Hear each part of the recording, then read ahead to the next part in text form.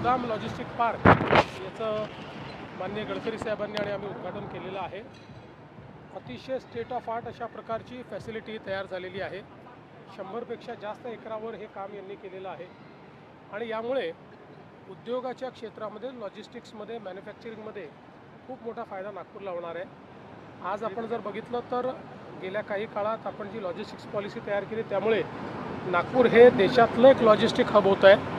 मोठ्या प्रमाणात logistic parks तयार होत आहेत आणि यामुळे लॉजिस्टिक्सची कॉस्ट कमी होणार आहे। आपल्याला जर ग्लोबली कॉम्पिटिटिव्ह व्हायचं असेल आणि ग्लोबल सप्लाय चेनचा भाग व्हायचा असेल तर लॉजिस्टिकची कॉस्ट कमी करणं हे महत्त्वाचं आहे।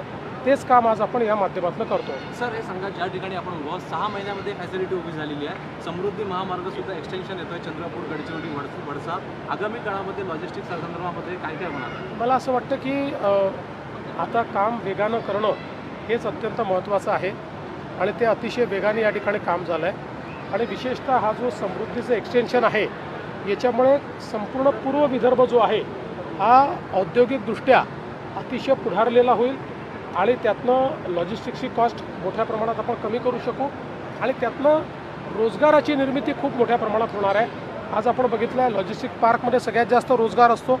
या सगळ्या गोष्टींच्या मागे आपला प्रयत्न हाच आहे की रोजगाराची संधी तयार झाली। राहुल गांधी यांनी काँग्रेसच्या बैठकीत दावा केला की केंद्र सरकार पुढच्या 10 महिन्यामध्ये पोहोचेल।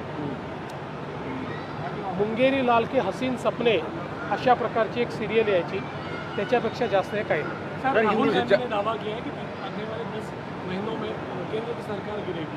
क्योंकि मुंगेरी लाल के हसीन सपने इस प्रकार की एक सीरियल आती थी, उससे ज़्यादा ये कुछ नहीं।